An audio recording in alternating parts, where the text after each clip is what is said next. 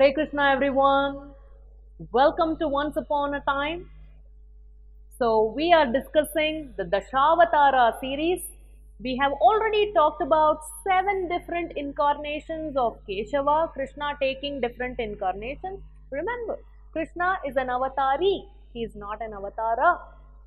He is the one who is incarnating. In fact, that is why our Jayadeva Goswami also keeps saying Keshavadrita, Meena Sharira, Keshavadrita, Kurma Sharira, Keshavadrita, Narahari Rupa, Keshavadrita, Vamana Rupa.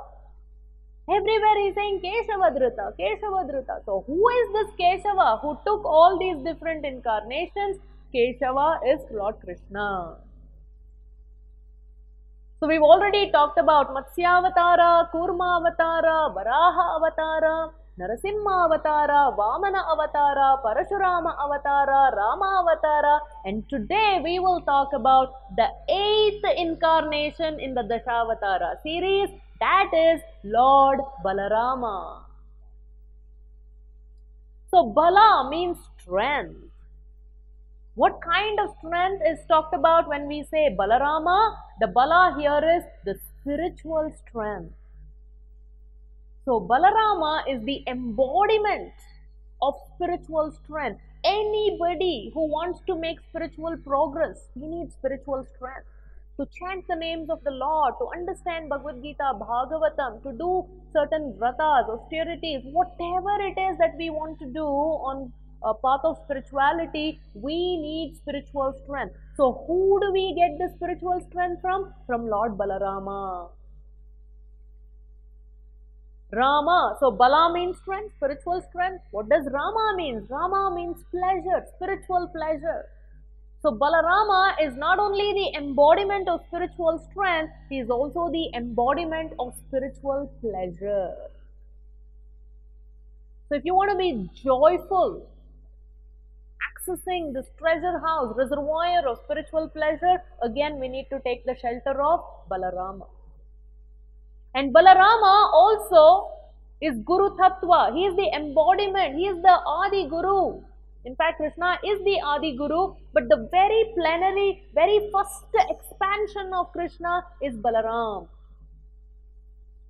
So Balaram is not necessarily an incarnation of Krishna, he is the very first expansion of Krishna. Now what is the difference between expansion and incarnation is a little philosophical. I'm not going to get into that because this is more storytelling and not diving into the philosophy part of it. But understand that Balarama is not an incarnation of Krishna, he is the very first plenary expansion of Krishna. In fact, actually, there is hardly any difference between Krishna and Balaram. Just for the color, Krishna is in the Varna, in the color, which color? Just the freshly appearing clouds of rain, just before it's about to pour. The dark bluish complexion, almost blackish but very, very dark bluish Shyama color, Shyama, that is Krishna. And Balarama is more fair in complexion. So Krishna is dark in complexion and Balarama is fair in complexion. But other than the difference in complexion and few other minor nitty-gritties, there is hardly any difference, significant difference between Krishna and Balaram. So worshipping Balarama is as good as worshipping Lord Krishna. And also Lord Balarama is the Lord serving the Lord. Lord Balarama is the Lord himself. I just now told you is the expansion of Krishna. And Krishna is the Lord, Supreme Lord.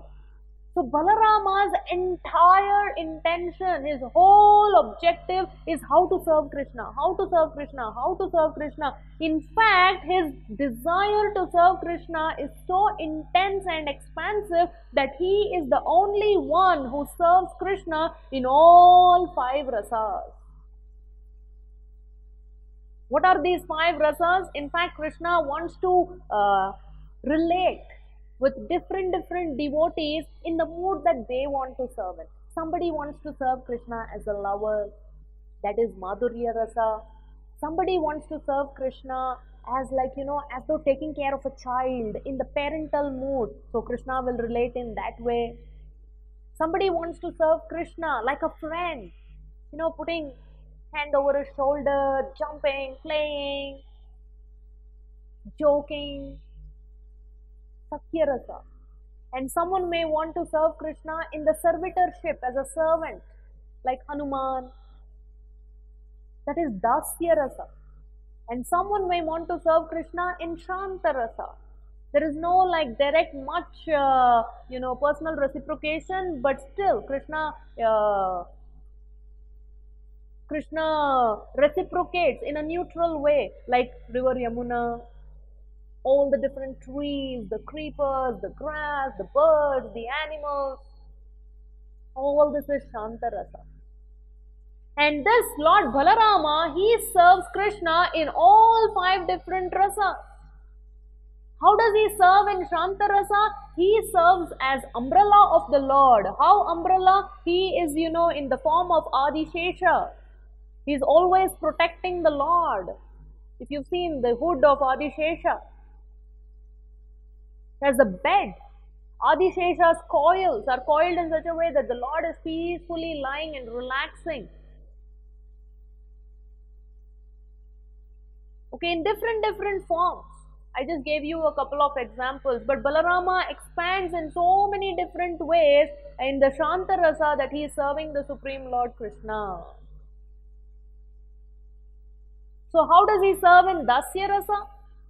So sometimes in the grooves of Vrindavan, when they're all playing, and after a while they all get tired, and then Krishna just lies down under a tree, and Lord Balarama massages the feet of Krishna as though he is his servant. And sometimes, when Mother Yashoda is decorating Krishna before he runs off into the grooves of Vrindavan to herd the cows and calves, she is putting a turban on his head, and he's putting all these pearls and peacock feather and tilak and all this Kaustubha mala and money and everything. So Lord Balarama will bring all the different paraphernalias just like a servant, assisting in getting Krishna decorated, getting him ready. So Dasya Rasa. And he also serves in Sakya Rasa among so many lakhs of Gopabalas. Balarama is also always playing with Krishna, jumping with Krishna, joking around with Krishna. They're playing tug of war and all kinds of things. They will imitate like a frog, like they'll dance like a peacock, and somebody will roar like a lion, all kinds of things. Sakya Rasa. Vatsalya Rasa. Because he was the elder brother of Krishna, Lord Balarama always took care of Krishna, like as though he was his parent, keeping him from not going here and there wherever he wanted, protecting him all the time, caring for him, nourishing him, nurturing him. Vatsalya Rasa. What about Madhurya Rasa? So when Krishna would perform this Rasa Leela and all that, exchange loving glances and reciprocation with various gopis including Radharani. Radharani had a sister called Anagamanjari. And Anagamanjari was none other than Lord Balarama. So Lord Balarama would expand himself in the form of Anagamanjari, and that's how they would exchange the Madhurya Rasa. So there you go. 5 different rasas. Lord Balarama would serve Krishna in all different capacities. And in fact, if you see in Treta Yuga, Lakshmana, who came as the younger brother of Lord Rama, the same Lakshmana in Dwapara Yuga comes as the elder brother of Krishna as Lord Balarama. How come? Earlier he was the younger brother, but now he is coming as the older brother. There's a reason for that. And what is that reason? In Ramayana, towards the end, I'll not get into all the details of it, but when Lord Rama, by the dint of conflict of duties of a king versus duty of a husband, and duty of the king was weighing heavier, and because of all these rumors going around, he had to abandon Mother Sita to manage the perception of his citizens, not doubting him about his moral integrity. So So when Lord Rama had to abandon Mother Sita when she was carrying in Lavakusha and sending her to the forest, it was Lakshmana who Lord Rama summoned and said, Lakshmana, you please take her into the forest and leave her in Valmiki ashrama and don't bring her back. The moment Lakshmana heard this, it was like his heart was shattered into a million pieces. He couldn't bring himself to do this. But he was the chosen one. He was ordered by his brother, and anything and everything Lord Rama wanted, Lakshmana simply did it. And here, when Lord Rama summoned Lakshmana and ordered him to perform this task, very painful one, to leave Mother Sita in the forest, Lakshmana was literally in tears. With a very, very heavy heart, reluctantly, he performed this very painful task, but at that time he vowed never again he is going to come as a younger brother of the Lord. Because coming as a younger brother, he has to take all these instructions and orders from his older brother, and many a time and few times, he was put in a position where it was extremely painful and difficult for him to perform those tasks, take those orders. So he vowed that from next time, the end of this business of coming as a younger brother, from next time I'll come as an older brother only. So that's how Lakshmana came as the older brother of Krishna, as Lord Balarama in Dwapara Yuga. And they had quite distinctive personalities, Lord Balaram and Krishna. Like Krishna would favor the Pandavas, but Lord Balaram did have a little bit of soft corner for Duryodhana. In fact, he was his teacher. He was teaching him Gada Yuddha for Duryodhana, to the extent that, Balaram wanted to even give his sister Subhadra's hand to Duryodhana, but then there was Arjuna and Subhadra's eloping. They both eloped, and actually Krishna had a big hand to play in that. And then Balaram was very angry. How could Arjuna kidnap our sister? I am going to wage a war against Pandavas and all that. And then Krishna said, brother, who kidnapped who? I don't think it was Arjuna who kidnapped Subhadra. It was Subhadra who was driving the chariot. It was Subhadra who took away Arjuna. So if you have to punish Subhadra, not the Pandavas. So like this, Krishna is a master with his words. So he spoke in such a way that he was able to convince Lord Balaram that it was Subhadra who wanted to marry Arjuna. It was not like Arjuna forcefully kidnapped her. So there are many instances where there is a little bit of contradictions between Krishna and Balarama. But Balaram, because he was the older brother, now he had a say. But Krishna ultimately got his way. Okay, so all these things, and of all the different demons in the Vrindavana Leela, I welcome you, invite you to watch all the demon series. It's all there right here on Once Upon a Time playlist on Aradhana YouTube channel. Many demons were sent by Kamsa as gifts to Krishna. So although Krishna killed most of the demons, there were two very specific demons who were not killed by Krishna, but were killed by Lord Balarama. That was Dhenukasura, the ass demon, and Pralambasura, the demon who came disguised as a Gopabala. So these two demons were specifically killed by Lord Balarama, and that's because Dhenukasura, remember we said every demon represents a certain anartha in us. So the ass demon, Dhenukasura, represents Dehatma Buddhi, to think that I am the body and everything related to the body is me. And that Dehatma Buddhi, it is only Guru. Of course Krishna can kill it, but it's usually the Guru who removes that anartha from our heart. So that is why Balaram kills Dhenukasura, not Krishna. And even Pralambasura, who represents hypocrisy, duplicity.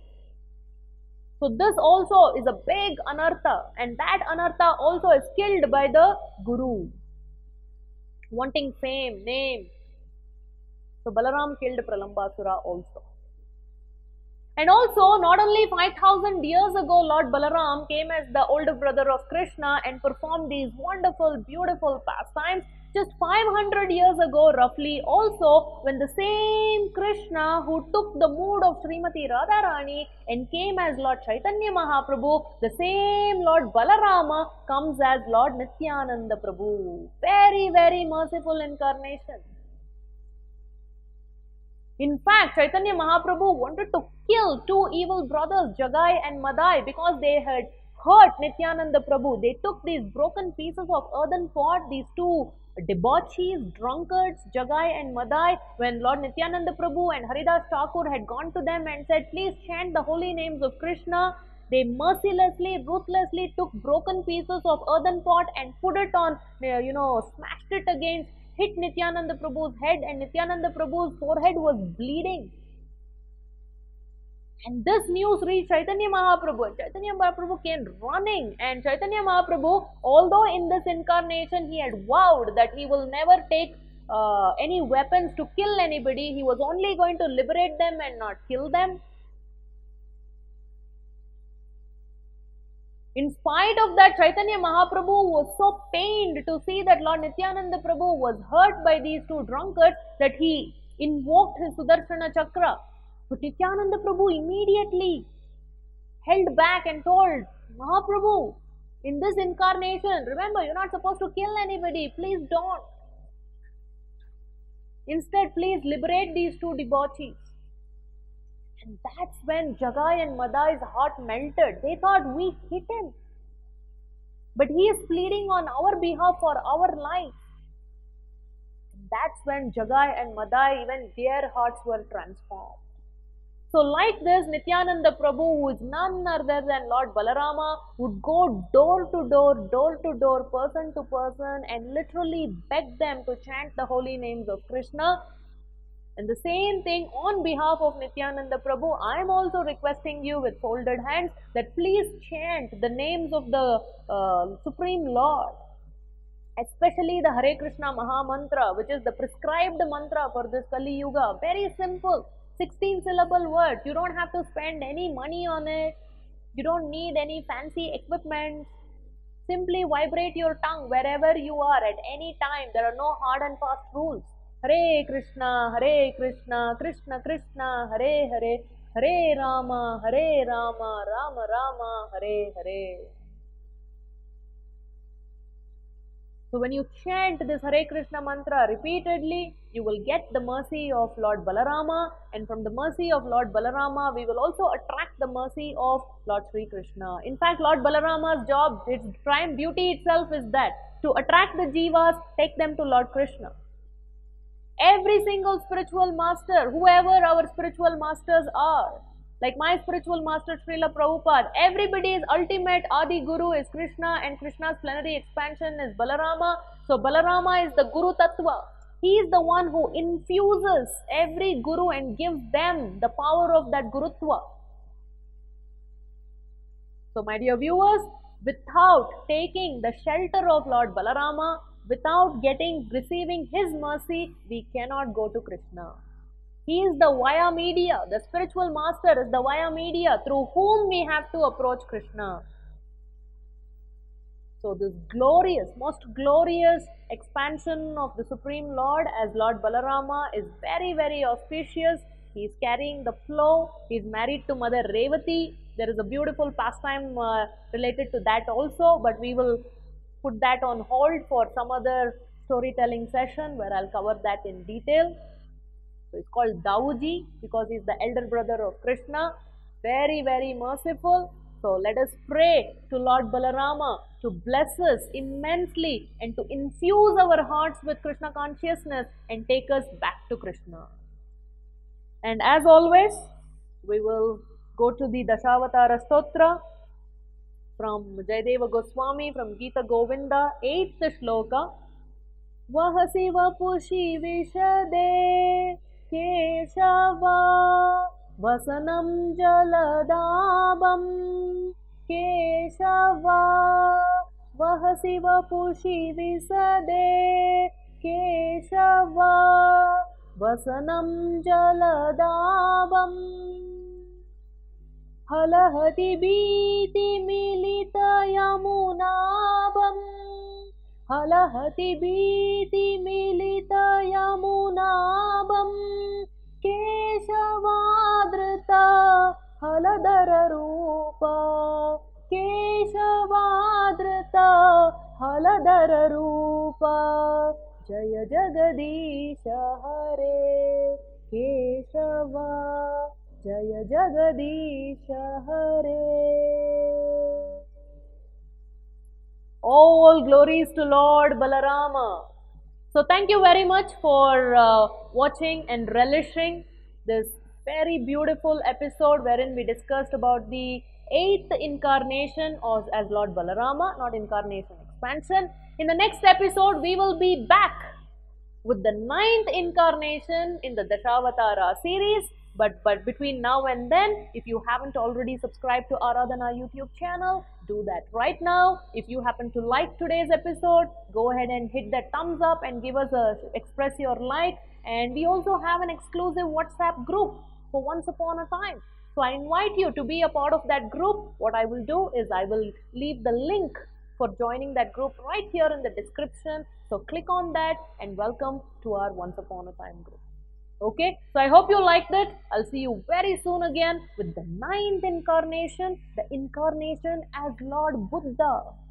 Very, very interesting. So see you soon. Hare Krishna.